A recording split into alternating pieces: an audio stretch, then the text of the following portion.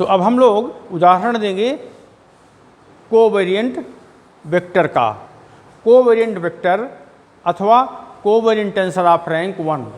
तो covariant vector का उदाहरण है कि किसी भी प्लेन में जो नॉर्मल होता है वो होता है covariant vector. Normal to the surface is a covariant vector.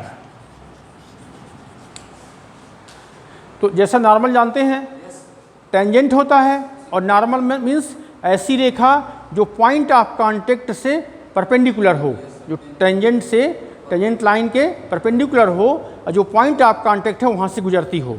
वैसे नंबर ऑफ नॉर्मल्स इनफाइनाइट होते हैं, लेकिन अपने को ये समझना है कि जिस पॉइंट पर कांटेक्ट हो रहा है।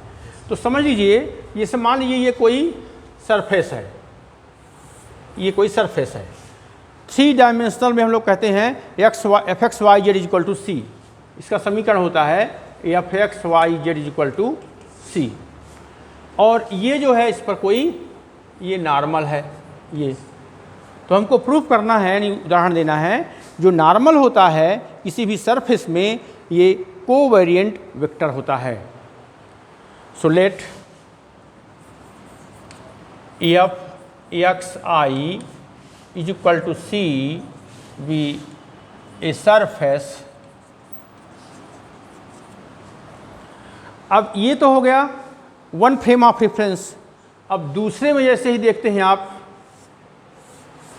ये हो गया F of X I is equal to C constant, ये हो जाएगा F X bar A is equal to कोई कांस्टेंट C1, इस टाइप से। क्लियर है? So let f x I is equal to C be a surface, then we have d of f x I is equal to 0. D means differentiation. Yes. C is constant. Yes. और दूसरे frame of reference में क्योंकि X I related to X bar I. Clear? तो F of X bar A is equal to C1 के लिए D F X bar A is equal to 0। ये clear? So now D F X I means by Taylor's theorem del F upon del x I D x I is equal to 0, और ये हो जाएगा del F upon del x bar A D X bar A is equal to 0। Clear? दोनों को घटा देंगे, subtract कर देंगे, तो del F upon del x I D x I minus del F upon del x bar A D X bar A is equal to 0. Since xi is a function of x bar a, so since dx bar a is equal to del x bar a upon del x I dx I, या तो आप ऐसा लिख दें dx bar a is equal to del x bar a upon del x I dx I, अथवा dx I को लिख दें D x I equal to del x I upon del x bar A D X bar A, जो लिखना हो। तो यदि हम यहाँ लिखते हैं तो ये हो जाएगा del F upon del x I D x I minus del F upon del x bar a, इसकी जगह में del x bar A upon del x I D x I, D x i ऐसा is equal to 0।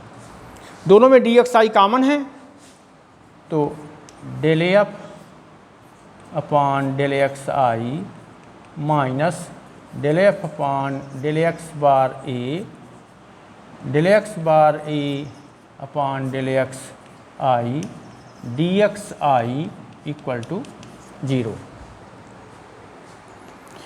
D x i दोनों में common है, तो del F upon del x I minus del F upon del x bar A upon del x I equal to 0।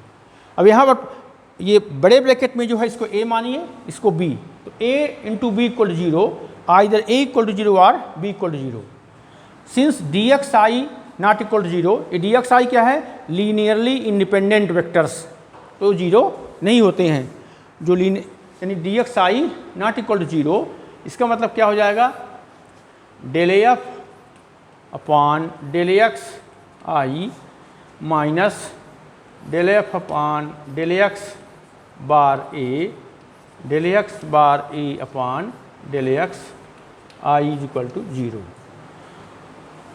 implies del f upon del x I equal to del f upon del x bar a del x bar a upon del x I। तो ये क्या हो गया, covariant vector. और ध्यान देना है यहाँ पर del F upon del x I D x I equal to 0, d x i क्या है, ये है, ये वेक्टर है, ये टेंजेंट वेक्टर कहिए, तो ये टेंजेंट है और टेंजेंट इसका डेरिवेटिव 0 है, इसका मतलब ये क्या है, इसका नॉर्मल है। नॉर्मल किसे कहते हैं, ऐसी लाइन जो टेंजेंट के परपेंडिकुलर हो। इसी प्रकार से डी एक्स बार ए का डॉट प्रोडक्ट 0 है, मल्टीप्लिकेशन, यानी ये जो है टेंजेंट है, ये डॉट 0 है। तो ध्यान देना है कि कोवेरिएंट वेक्टर के लिए किसी भी प्लेन में जो नॉर्मल होता है वो क्या होता है, कोवेरिएंट वेक्टर होता है। तो ये समझ में आ गया होगा। माना कि ये इक्वेशन ऑफ प्लेन सरफेस का इक्वेशन है, F X I equal to C, D of F X I equal to 0, C का डिफरेंशियल 0 हो जाएगा। और दूसरे फ्रेम ऑफ रेफरेंस में बात करें तो एक्स आई की जगह में एक्स बार ए हो जाएगा। इसको डिफ्रेंशिएट कर देंगे, दोनों को घटा देंगे, इसके बाद x I function x bar ए का है, तो वहाँ से इस फार्मूले से यहाँ पुट कर देंगे। आप इसको भी लिख सकते हैं इसके जगह में, डी एक्स आई की जगह में, तो वहाँ डी एक्स बार ए कॉमन हो जाएगा, दोनों सही है। इस प्रकार से ये जो है क्या हो गया, कोवेरिएंट वेक्टर।